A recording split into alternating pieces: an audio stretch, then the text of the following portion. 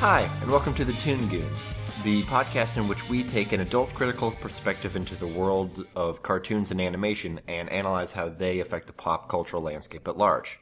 I'm your first host, Nicky. I'm Nina. And I am Tooch. And we just finished recording an hour-long episode about San Diego Comic-Con news. We're kind of tired, but we are dedicated to bringing you the best episode we can, although it's 2 in the morning. Yeah. This week, we are talking about Toonami's Space Dandy. He's a dandy guy. In space. That's great. Really helped me sync this up.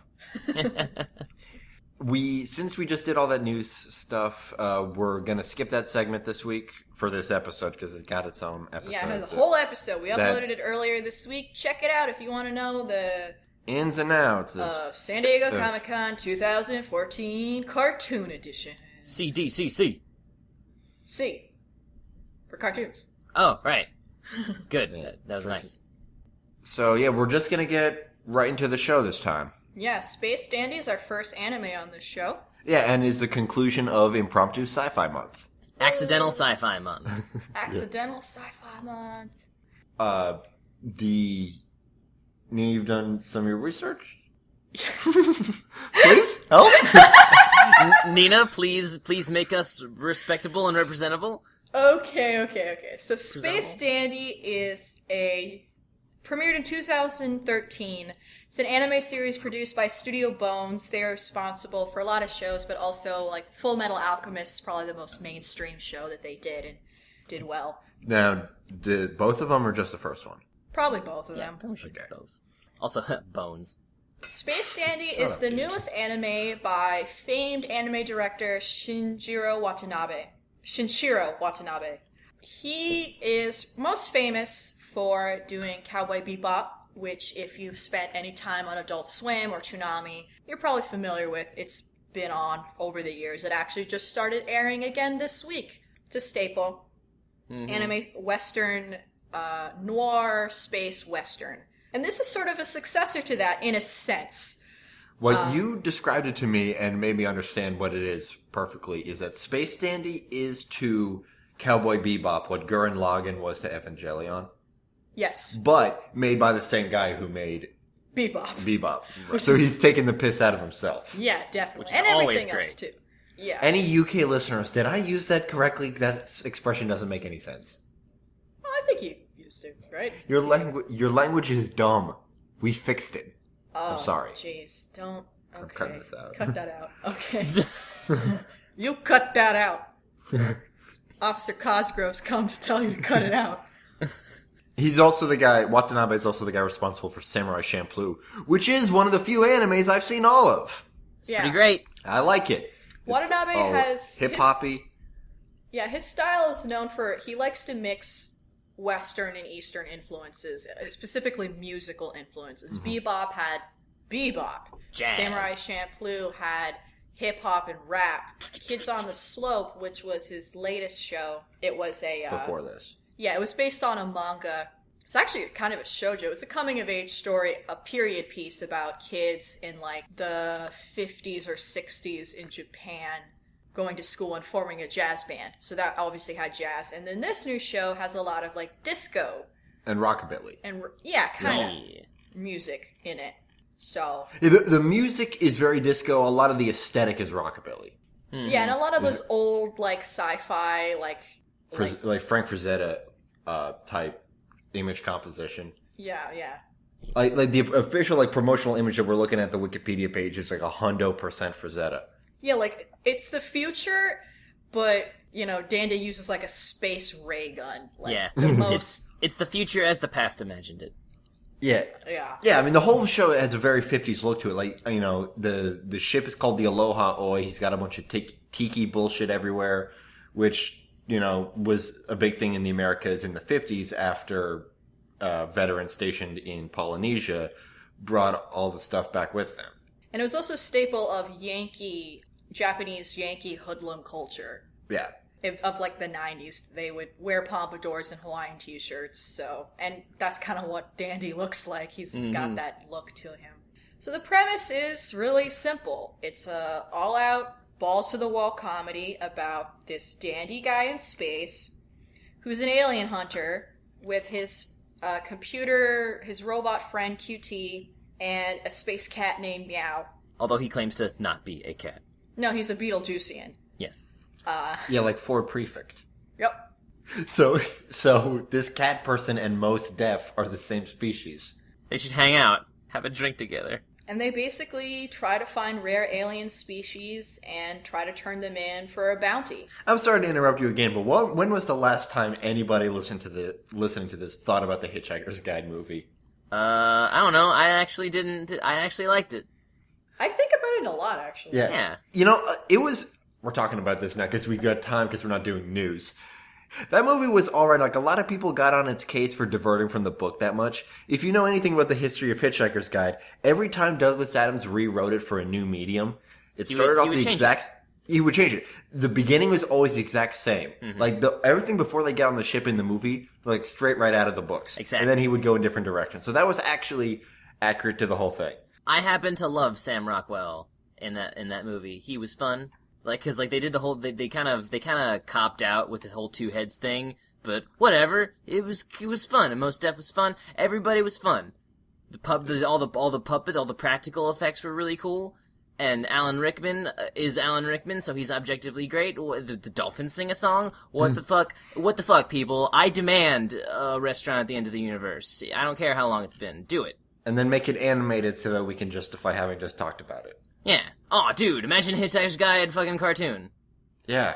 Oh my god. That'd be great. This is the closest thing we're gonna get, though, right now. Yeah, this is basically. That's how I described it to Nikki. It's like Hitchhiker's Guide, but an anime, kind of. Yeah. I mean, it's just a bunch of doofuses that don't know what the fuck they're doing. And typically forget to give a shit. Yeah.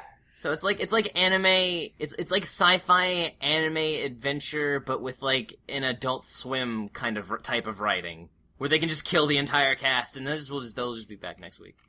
Yeah, which we'll get back to. Okay, back to like you mentioned the crew. Yes, the crew. Crew consists of. Yeah, we did. The crew consists of Dandy, QT, and Meow. And some other characters. You got the villains. Yeah, we have the Gogol Empire, which is a stand-in for, obviously, the Google Empire. They basically own the whole universe, apparently.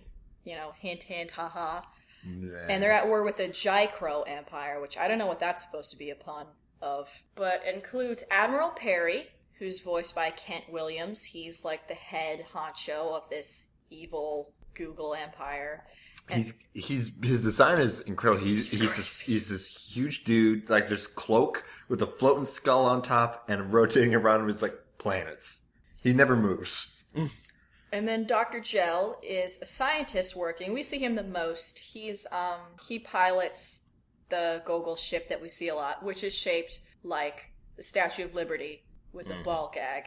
That ship was designed by a guy named Thomas Roman. He also designed the Aloha Oi, which was based off of Hawaiian canoe. Cool. Which is Dandy's ship. The Dandy ship, which is also incorporated into Dandy's shoes, if you didn't notice. Fun fact. And then Dr. Gel, he's just a scientist. He's like this gorilla man with a hat and a pimp cape and a cane and eye patch. He's voiced by J. Michael Tatum. Yeah, see, for reasons that are never established, Admiral Perry is trying to get Dr. Gel to kill Dandy. I mean, we have no idea why. It's some kind of threat to the Gogol Empire. I don't think the Dandy crew knows about them at all. Nope. Nah. The Dandy crew's objective, they're alien hunters. They find and capture rare aliens to have cataloged in some kind of government registry so they can get a bounty. And they're really bad at it. They're so bad at it. They're even worse than the Bebop crew at their job. Yeah, it's honestly like what if the Bebop crew was just even worse? Because at least the Bebop crew could like do kung fu and shoot a gun, but like and stayed on task for more than 10 minutes. Yeah, and then there's B, who in English is voiced by Micah Solusod, who's the right-hand assistant to Dr. Gel, and he has a head like an eggplant, and he's really cute. We didn't do any of the voice actors for the crew. Oh yes, the crew. And I don't know any of these people, but... Dandy, we're talking about English. We've watched primarily the English dub, which we will explain how and why soon enough. But there's obviously Japanese too. But which I have heard, and it is good, of course. But there's just something about the English dub that makes it feel very Adult Swim, and fun. Yeah. It gives it its own texture. Dandy's voiced by Ian Sinclair, who's a name I've seen a lot, actually. He does a lot of things. QT is voiced by Alison Victorian. And Meow is voiced by Joe McDonald, who is also the ADR director, co-director. So, for the sake of our listeners and not me who knows, what's ADR? You don't know what ADR is? You're a voice actor. Not a real one. I'm slightly more of a real one. I kind of... What's it stand for? I don't fucking know, dude. They're the voice acting directors, basically. Oh, it does voice direct... Okay. Directing... They do the voice... Directing... Animation... Directing... Real guys. Let me look it up. Well, ADR is automated dialogue replacement. Yeah. Oh. Automated... So whenever you have to do so for dubbing. For dubbing. Yeah. Okay. It's a dub director. That's what... Now our listeners know. Yes. Learning things. Learning with the goons. Learning, living, loving. Look for that t-shirt on Cafe Press in the next 3 years. Or the next, 3 or 5 years ago when Cafe Press was still a thing. And then we only have 2 more recurring characters. Honey, who is a waitress at the reoccurring establishment Boobies, which is a restaurant. Basically a Hooters knockoff. And Honey's is a waitress there. I'm sorry? A Hooters knocker off. I hate myself. I'm gonna put my dick in a mousetrap to punish myself for saying that out loud. You should put it in the board game so it's less painful. But fun. But I'm missing all the pieces. I just had the cage closed on my dick. We threw it away years ago. I'm pretty sure there isn't a household in the United States of America that has a full, complete set of mousetraps. No, because you just play with the mousetrap, and then, your small sibling gets into it. Marbles. It wasn't until I was 11 where I was like, wait a minute, there's an actual game you have to play for that. No one ever plays it. No. Just make the mousetrap go off, and then you put it away. Can you tell it's 2:00 in the morning, folks? Yeah, Honey's sweet. Honey, yeah. Honey. She's Honey. She's sweet. She seems to enjoy Dandy's company because Dandy is obsessed with boobies. Both the restaurant and the anatomy. The last recurring character is Scarlet. Oh, I forgot to say the Honey is voiced by Alexis Tipton. And then Scarlet is voiced by Colleen Clinkenbeard. Ooh. Who, if you don't know, was the voice of Riza Hawkeye in Full Metal Alchemist. And, many other things. Yeah, but... a million other things. Specifically for my general interest, because I am currently climbing the Mount Everest that is One Piece, she is the voice of the protagonist, Monkey D. Luffy. Yep. Very accomplished voice actress. Scarlet is she's an inspector at the Alien Registration Center that Dandy always goes, and she's always seems to be the one that has to be stuck with Dandy and his stupid, not actual real aliens. His stupid idiot crew of jerks. Yeah. She's a very good fighter. But she seems to care for their well-being. And in a recent episode, she actually, sat them down and was like, look, you guys, I don't think you're very good at this. I'm saying this for your own best interest. Maybe you should do something else with your lives. Some career advice. And every other character is just a one-off character. This show will just introduce something and then... It's extremely episodic. Drop it. Unlike Bebop, which I understand was mostly episodic but had an overarching story, this doesn't. Just purely episodic. It's really interesting because it's the first thing that Watanabe has ever done that doesn't have a story at all. I remember during the first season, a lot of his, anime people were following it. I wonder when that episode, because he usually waits a few episodes to drop, the heavy one, and we're like, well, it's gonna come, and the first season rolled by, and it's yeah, this isn't gonna go anywhere, is it? Yeah, it plays with the idea of going somewhere bigger, but it's made it I feel pretty clear at this point that it won't. Nope, probably not. I mean, when Watanabe was talking about it, he said, he says this is an anime not to be taken seriously. That's very important to know. And he just wanted to do something different that hadn't really been done before. He wanted to break the rules. He wanted to go against all these anime conventions, and he wanted to get a bunch of people that he feels already do that and are good at it and gather them together and be like, let's just make this show and do whatever we want. Like, you watch the show and it's like, they seem to make it for themselves. They don't care what you think. They're just gonna make some stupid show where some crap happens, and that's the show, and they're gonna do an amazing job. And you're just gonna sit there and be like, I have no idea. One of the reasons why it's so great for late night TV is that you have no idea. It's so unpredictable. It's the most unpredictable show on television right now. It doesn't have any standard tropes. Yeah, not only does the show, not have any kind of consistency in its narrative structure, there's also a lot of variation in its visual style. Yeah. Something you told me about is, and I guess it was the same way on Bebop, that Watanabe is, as an art director, he tells everybody to just go crazy with alien design. Well, Bebop didn't have any aliens. Oh. That's what makes us different. That's what really stood out to me. That first episode, you watch them running around boobies, and you see all these crazy aliens. Watanabe basically just said, whatever.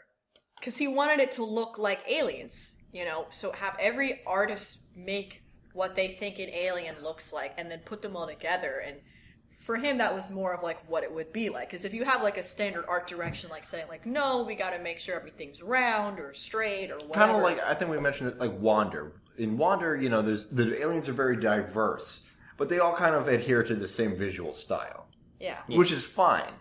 It make for a more coherent looking show, whereas this show is trying to embrace its incoherency.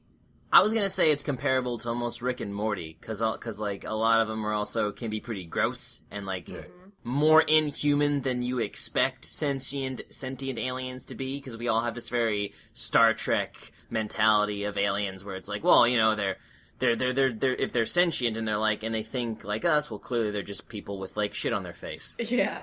Yeah, it's anthrocentric. Yeah. And I mean, you never know what's gonna happen in one of these episodes. You'll start watching and be like, okay, and it'll end up somewhere completely different than where it started. There are some episodes where I just think it was a weird dream I had. It's a fever dream. Yeah. The Plantis episode, I nearly lost my brain watching that. Yep. Which one was that? The one where the planet... Episode 9. The one where everything... They would go to the planet where everything is plants. But not plants that you would expect. It's all plant cells. Plant cells? Yeah. Oh, yeah. Yeah. That was... Oh, jeez. This show can get really druggy at times. Yeah. And by that I mean the way that I think normal people react to being on weed. Not me. The couple of times I've done it, which is not recently enough for me to fail a drug test. So if anybody at work is listening, fuck you. Also, please don't fire me for saying fuck you. I actually get really goofed up on weed, and I get overwhelmed and I can't focus. I don't get relaxed. But I imagine for normal people, the way I felt watching some of these episodes is how they feel on weed. Yeah, the episode is called Plants Are Living Things Too, Baby. And I actually have a really interesting fact. One guy did every single background illustration for that episode. And there are tons of paintings because they're traveling across this entire weird-ass wiggity-whack planet. Okay. It's crazy. I don't know how to respond to Nina saying wiggity whack. That's the kind of thing I expect from Nicky. The show's over. But no. The guy's name was Amer Kevin, who did all these backgrounds, which Good sounds like it's fucking 20, 50 backgrounds. Yeah, it's even one paint on that one planet was so visually diverse. Mm-hmm. It's a gorgeous show. It is. The animation is stunning. like LaShawn Thomas, this guy that I love to follow, he's an animator. He's worked on Korra and like the Boondocks and other stuff. Like, he's always posting stuff about this show, and he's like, man, this is like my favorite cartoon on television. Nothing gives me more inspiration than watching this show. And it like just, it's crazy. It's gorgeous. Yeah. When you say it's, unpredictable, that really is the best way to say it. Because you have no idea where these episodes are going. No, like, so it's fun to watch it with people and then be like, what? Because, like, halfway through the episode, you get to the commercial break and then anything could happen after that. Like, anything. Everybody could die. That's actually a thing that happens a lot, is that occasionally the crew has died, and many times Dr. Gel and B have died. And it is implied in the first episode that that's because the way that their intergalactic space travel works is that it's some kind of dimensional shift or whatever, or some kind of alternate timeline thing. So it's possible that a lot of these episodes are in a continuity, in an alternate timeline that isn't the same one as a canonical one. Which I think, I don't think they're going to do anything big with that. It seems like a pretty good sci-fi excuse to be able to kill the characters. Absolutely. Yeah, I mean, I saw somebody try to make a chart describing the timeline, and they gave up after episode 7. They're like, fuck it, Dan. This is stupid. Yeah, like, there's a webcomic I've read. It's concluded as a Star Slip, written by a webcomic genius man and handsome motherfucker, Chris Straub. And the way that the intergalactic travel works in that comic is that it searches alternate timelines for a timeline when you're already at your destination, and it just has you override them. So you basically, you start living those lives. And the idea is it's supposed to find a timeline where the only noticeable difference is that you're there already. But eventually what happens is that they do it so many times that things become so much different from where they started, and like other people are dead, and it's kind of interesting. A lot of crap like that happens in Dandy. Yeah, but with no stakes. No. I mean, because no matter what happens, this reset button hits and everything's back to the status quo by the next episode. Which, I mean, could be a criticism if you want a more in-depth story, or you could say it's sort of a cop-out comedy-wise because there is no stakes. You could just do whatever. It's not a matter of piling things up. You could make that argument, but I would disagree with it. I think it's very much in line with the show. It's established itself. It's ultimate freedom. It's ultimate freedom, and it established itself as a low-stakes comedy from the very beginning. Mm-hmm. Absolutely. It just allows them to do whatever they want. And they do. And especially, since it's Watanabe's first time doing anything like this, it's a personal freedom for him. His first time doing a comedy. Here's some words from the man behind the madness. It's been a while since I did an original work. There's been lots of plans up until now, but all of them fell through before they could become a reality. So yes, I know it's been a while. In Space Dandy, I'm trying to challenge myself and do stuff I haven't done before. Firstly, this is a pure comedy series. Before, I would make shows that were relatively not so comedic. There would be funny episodes here and there, but it wouldn't all be silliness. This time it's all comedy. I felt that current animation trends are a bit toned down. Things could be bigger and more extravagant in anime. That's what I'd like to express. I feel like I want to make anime that destroys the norms. Something that would be strong even if it's unconventional. I want to do things that other people haven't done before, and not get trapped up in those "this has to be done this way" sorts of ideas. I'm always wanting to try new stuff. At the same time, I want Space Dandy to be something you can still have fun with and just enjoy as a comedy. And I think he's absolutely succeeding. Oh yeah, that he's right on every single thing he said in there, and he's doing what he should be doing, and he's doing it well. Yeah. One of the most interesting things about Space Dandy, the reason why it is such a big deal, is because it is a worldwide broadcast. This is the first time this has ever happened, where a show coming out of Japan has a simultaneous broadcast. So when you tune into Adult Swim to see the dubbed episode, that episode is just coming out of Japan a few hours later because of time zone differences. The Toonami slot is 12:30. It's 12:30 Saturday late night, and then technically Sunday morning if you're a pedantic piece of shit. Yeah, and then in Asia it's broadcasted in Singapore, Malaysia, Indonesia, the Philippines, Thailand, Vietnam, Taiwan, Hong Kong, Macau, India, and Korea. all between 10 p.m., 9 p.m. and 10 p.m., 11 p.m., all around the same time. And then it's broadcasted in Oceania that same day, which would appear around Monday at 1 a.m. And then it's even in Europe. It's in France. They broadcasted it in French and German, and they do a UK, English, and Italian.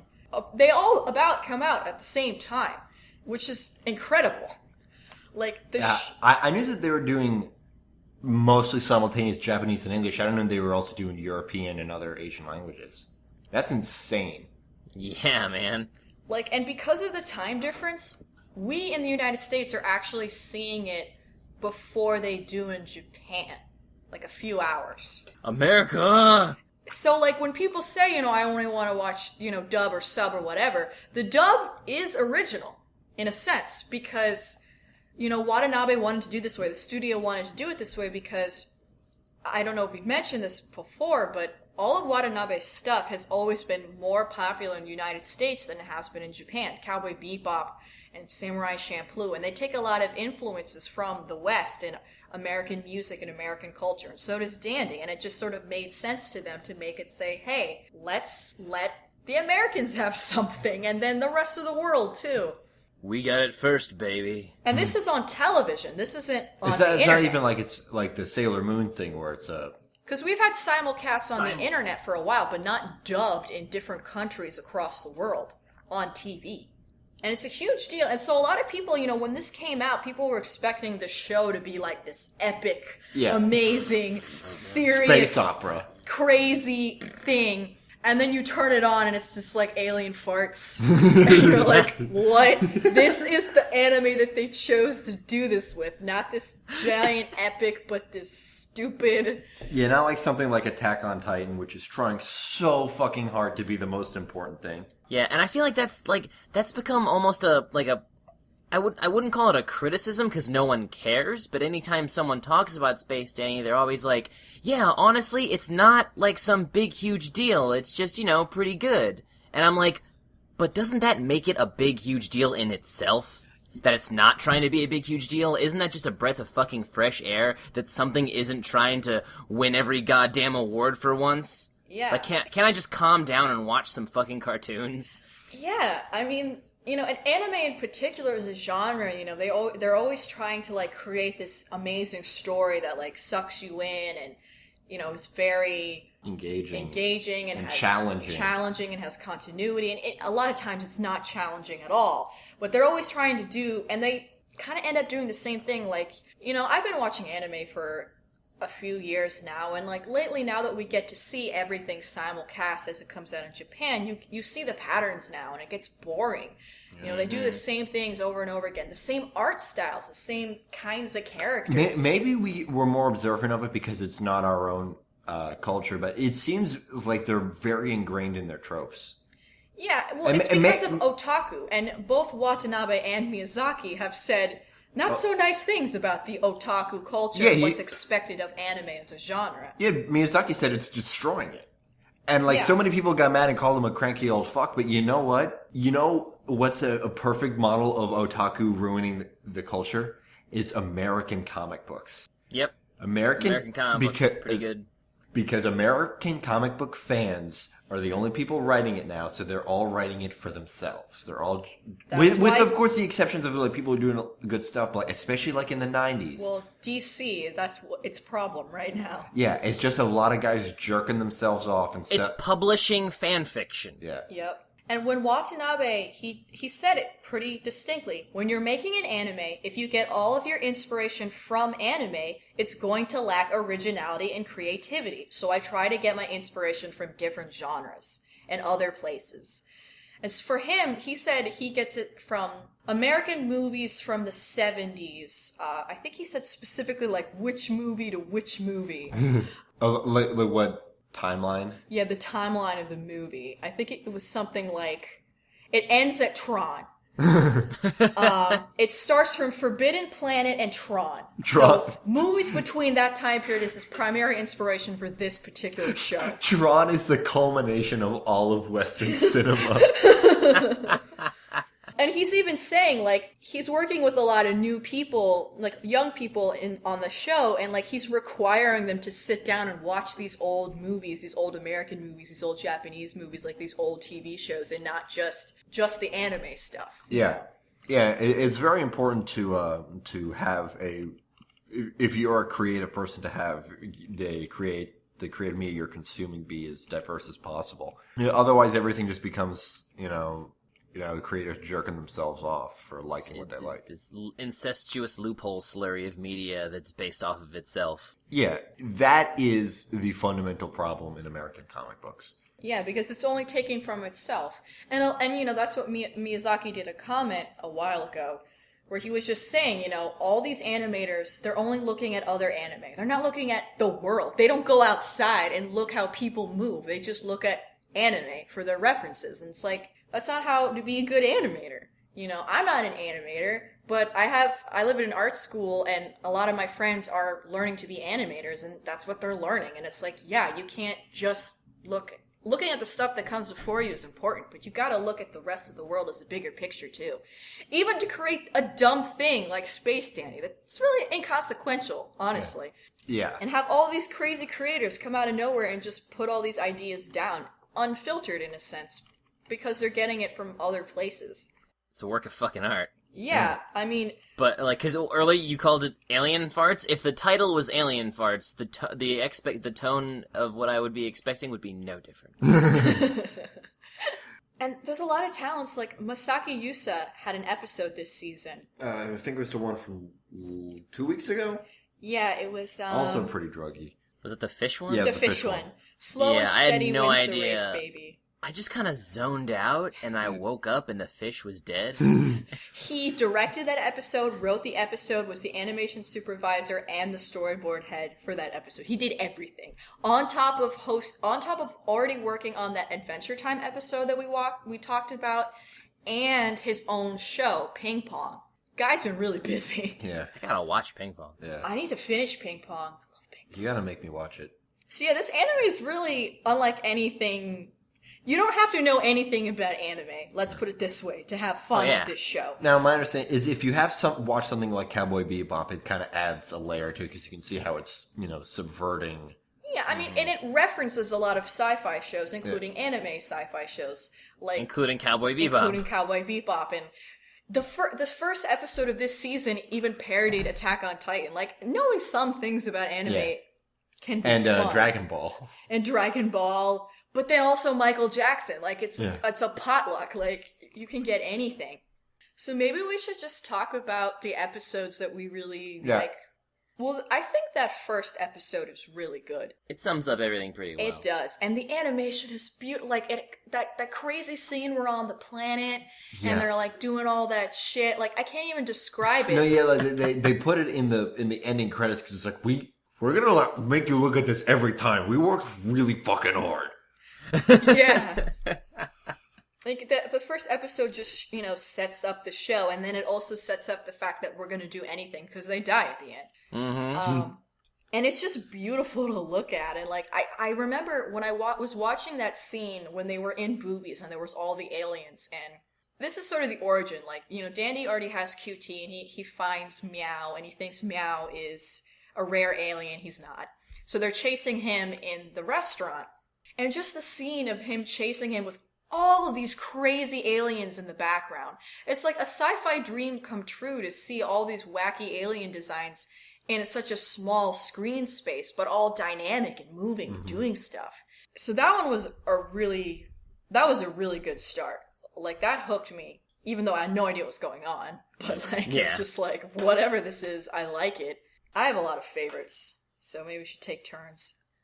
I want to talk about Even Vacuum Cleaners Fall in Love, Baby, which is the season 1 finale, and was, I feel, the most emotionally potent episode, in which QT, the robotic vacuum cleaner man, my favorite character, the best character on the show, because absolutely, because robots, and also QT is so cute and well-meaning, and it's just like always trying. That's what the name refers to. Is that QT is cute. In this episode, he falls in love with the coffee machine, and I mean, yeah, it's about a robot.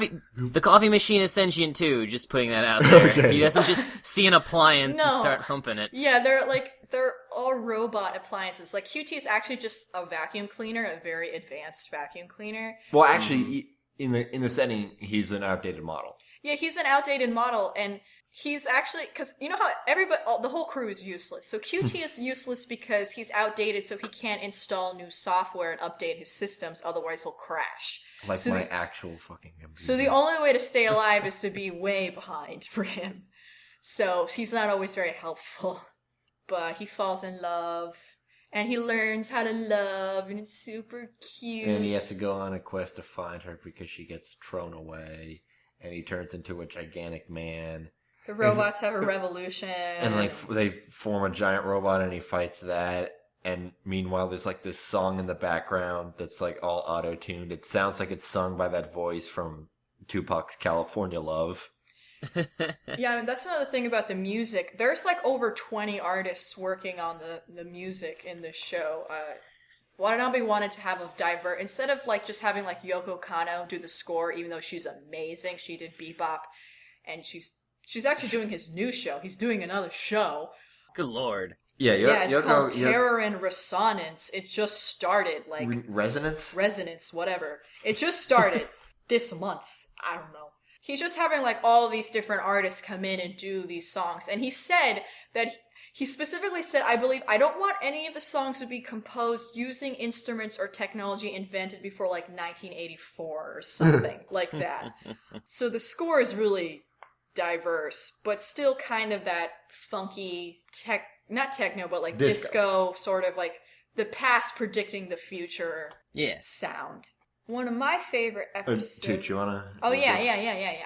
Honestly, it's hard for me to, like, really focus on specific episodes just because they all sort of blur into, like, a marathon of shenanigans. Yeah, like they're all so diverse, but they're also... different. It also does kind of blur together because they're on at 12:30 on a Saturday, and... I can't imagine just... I mean, obviously I liked, I forget the title, well, I don't know any of the titles except they all have baby in them, obviously, but the one with the little girl and the penguin. That was obviously everybody's most, it's the most memorable one because it's not all shenanigans. A Merry Companion is a Wagon in Space, Baby. That one was really special. I remember watching that one live with my roommates, and we had like a little party, and it was just like... Oh wow, this is Watanabe sort of being Watanabe, even though he actually isn't doing anything. I've actually not seen this episode. What? I thought I had seen all of them, but I hadn't seen this one. I thought you did. Remember he turns into the penguin? It's literally the only different one, and you missed it. It's the only one where things get kind of real, and you actually have some character development. Because here's the thing about Space Dandy. We don't know anything about him. His name is Space Dandy. Not a name. Apparently he's Japanese, we can assume. He's space Japanese. Space Japanese. We don't know if Earth is a place, really. It's mentioned in one episode, the ramen episode, which is another one I really like. Oh yeah, it was great. And like, he's just this, and he's created this whole persona for himself, that he's like this awesome guy, and he's super fly and cool, and he's a kahuna, and like all the chicks love him. We've never seen any woman reciprocate any amount of attraction to him, even though he's not unattractive. He's just he's pretty just a doof. Yeah, he's just space. We know nothing about this dude. We know more about Meow than we do about the main character, and that's another good episode when we learn about Meow. Yeah, that's trippy too. That's trippy, man. The Groundhog Day one. Yeah, the Groundhog Day one.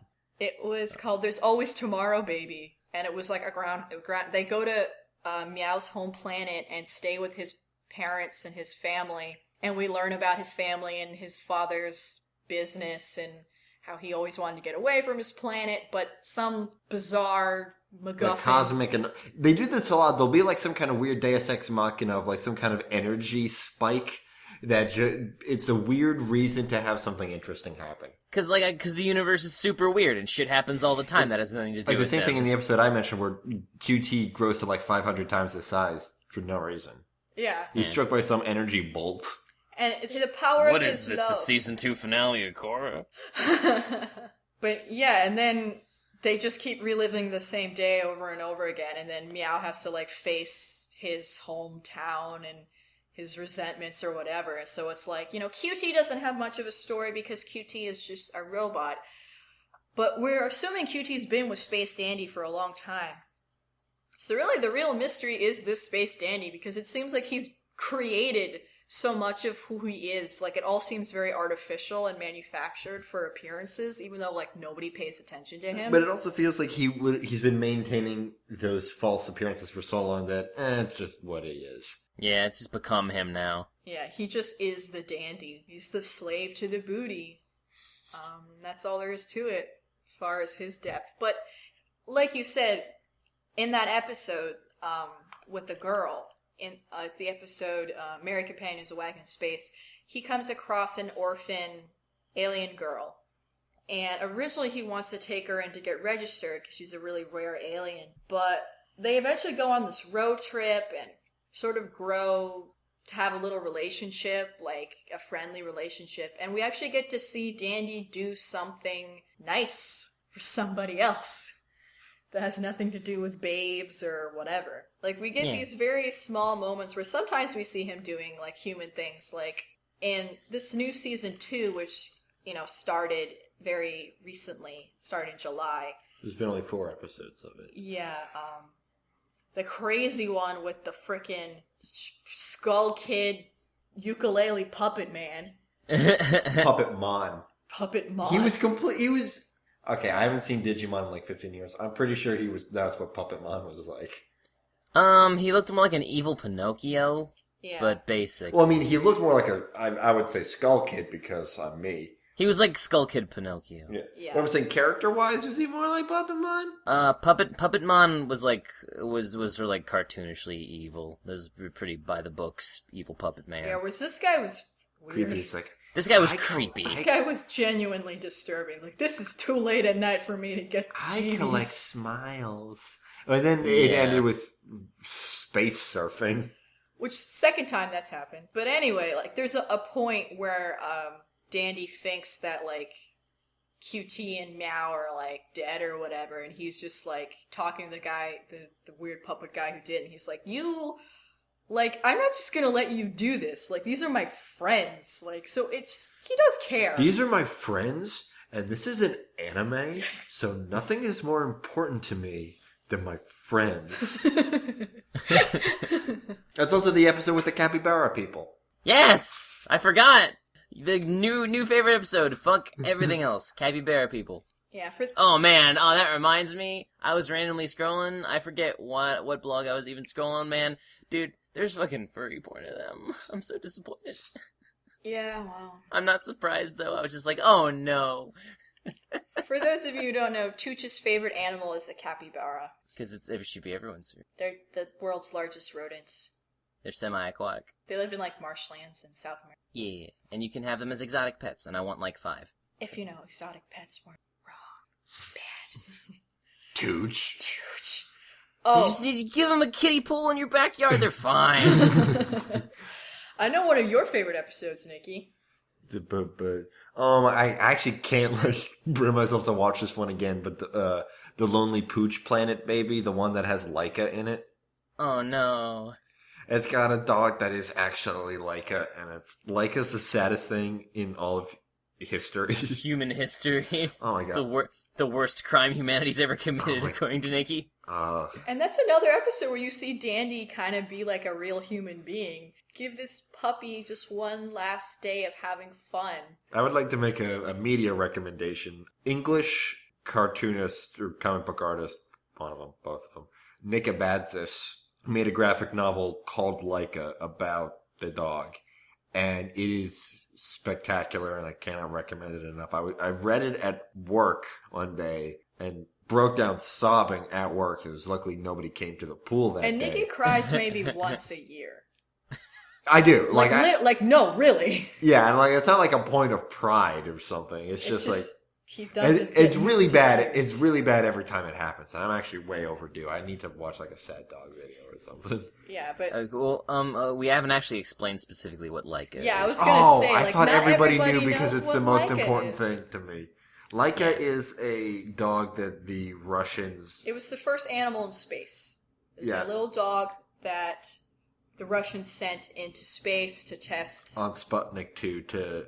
Really just to prove that they could put a living thing into space. They launched into space knowing that they would not be able to recover her. They knew that she was going to die in space. They just launched it and left it there, and that was the end of that dog's life. So now that we've all Now that we're got sad. brought down, let's talk about that ramen episode with that really chill moment with the ramen guru guy. Like, I don't remember his name, but just that whole scene where they're at his ramen shop in that other dimension, just sort of being really chill and guys talking about his life. Like, sometimes the show will have these weird, poignant moments where you don't even know why this is significant, but it just feels significant. Yeah. And that's one of those moments. And then the rest of the episode is hilarious, and it makes you really hungry for ramen. Like, real ramen.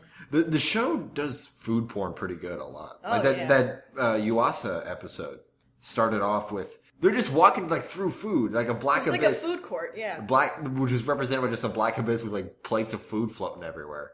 Yeah. Like some kind of pink elephants, but food. And the only other really significant episode that, like, you know, really showed me that this show was something special, not that the other episodes didn't, the zombie episode. I was going to mention the zombie episode. Sometimes you can't live with dying, baby. Because that was another one that just sort of like ended with nothing resolved, and then just kept going after that. Yeah, what was interesting is that they all became zombified by like the first commercial break, and then just kept going with it.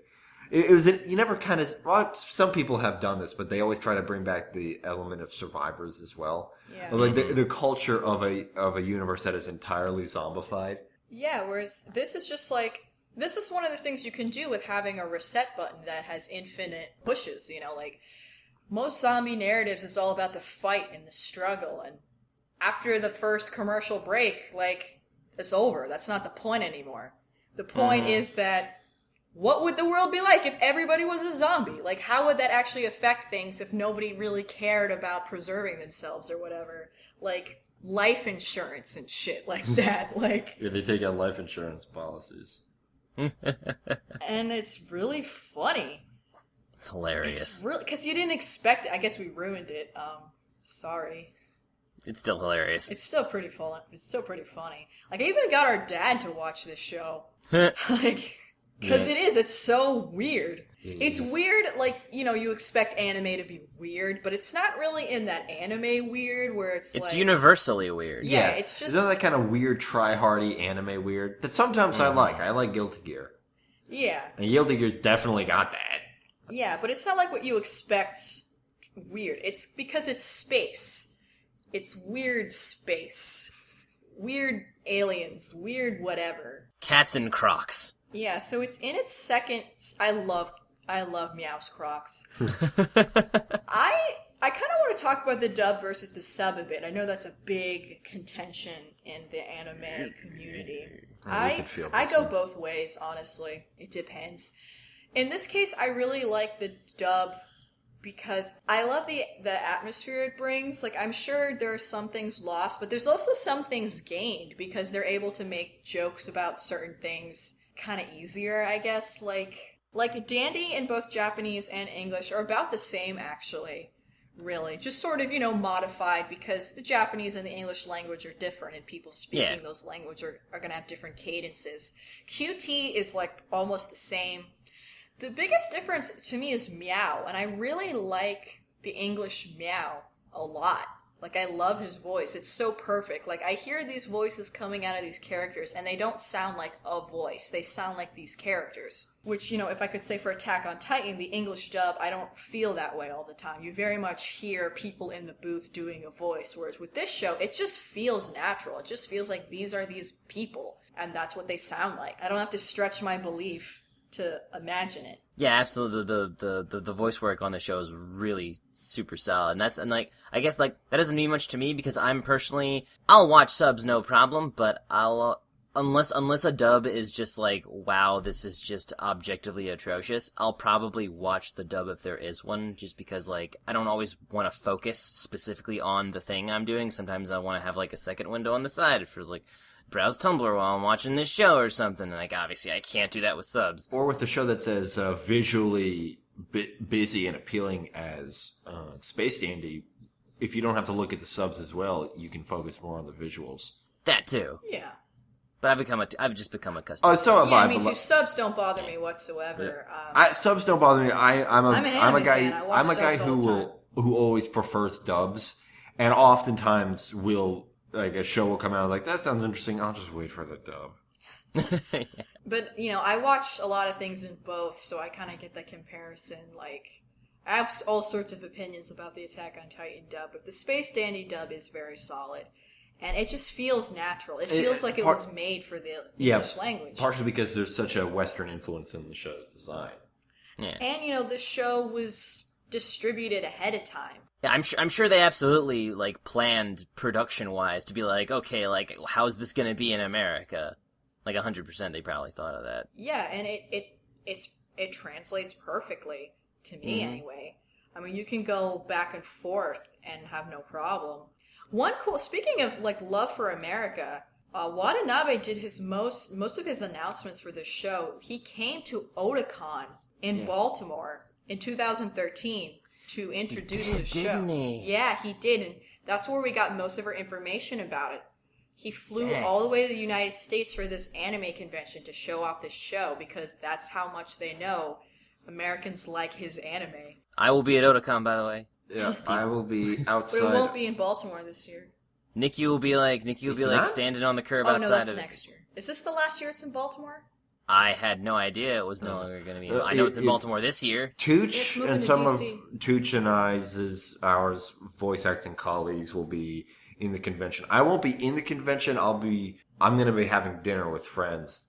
He'll be loitering out front. Yeah. with the $1 water guy. Yeah, menacing kids. But yeah, wow, DC, shit. Man, I don't want to go to DC. I don't want to get shot. Anyway. By some Republican. Yeah, because I was going to say, like, that's what people say about Baltimore. Yeah, I mean... Those racists. I want to go somewhere that's... I don't want to go somewhere that's full of black people and black culture. I'm going to get shot. That's what you sound like when you say you think Baltimore's dangerous, by the way. I mean, well, yeah, like, I don't say that about Baltimore. We'll come in because, like, the convention center is obviously in a good part of Baltimore. It's the best part of Baltimore. It's like one of the best parts of any city in the country. It's so pretty full. Inner Harbor is literally the only thing I know about DC is that's where everything, the government and stuff is the country's capital, and also it's like crime rate is insane. That's the only two things I know about. Yeah, the inner city of DC is horribly impoverished. And it's very segregated, too. It's really weird. Anyway, Space Dandy. How many episodes are going to be in this season 2 that we're in? Yeah, we're in season 2 right now.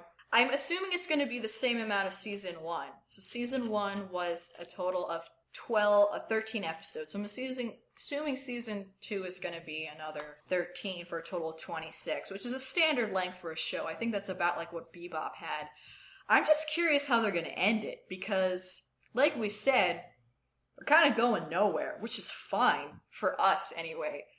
But at the same time, it's like, it's going to end. It's like, how do you end a screwball comedy that just does whatever it wants? I guess... I have to imagine they'll just stop. Yeah, they'll do something spectacular. Because anime isn't like the United States where they'll just keep going forever. They usually will end it. Unless it's like Doraemon or something like that. Or just for the littlest, tiniest babies. Yeah. Well, not necessarily. Well, I mean, kind of. It's like a beloved children's program.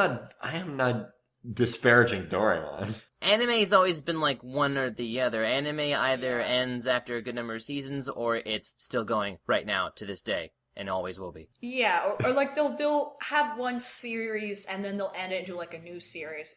But shonen is a little different because they're based off the manga, and like the whole point of a shonen is to drag it out as long as possible. Yeah. To keep making money. But an original series usually doesn't do that. Yeah, it'll be like a limited run of episodes and then a movie. So yeah, the show is on Toonami every Saturday at 12:30. If you are in Europe, your schedule's a bit different. If you're anywhere else in the world, your schedule's a bit different, but you can look it up. Like, Google it. Look, it's not our like goddamn maybe job. they'll find out somewhere near you. Like, it's also made available on PlayStation Store, iTunes, Amazon Instant Video, Funimation.com, Xbox Video, Google Play, and Hulu. I know not all of those are available internationally, but one of them's gotta be. And if not, one of your local broadcasting websites might have it. I think it's wakanim.co.uk is what does the English for the UK, so maybe they've got something for you to watch. But like, yeah, I mean, it's a show you can pick up on any episode. You can just tune in. It's perfect for Toonami. It's perfect for Adult Swim. Just, you know. Yeah, they haven't established any kind of continuity. There's no callbacks to other episodes whatsoever. None at all. So you can just come in at any point, find any episode, check it out, see what you think. Some are better than others. Like, if you watch it and you think to yourself, I'm so confused, I'm obviously missing something, you're really not. That's how you're supposed to feel. Just go with it. Go with the flow, baby. Get on the bus. Like the first episode. Yeah. All right, that was a goof. I want to talk about the Adventure Time, or is there anything else we want to do for this? I think I'm good with Space Dandy. I said most of my piece. It's not over yet, so maybe things will change. Maybe there'll be some episode. Maybe the next episode's just complete bullshit. Yeah, or maybe they'll like actually start the story or something. The next episode's all callbacks and we get nothing but angry letters.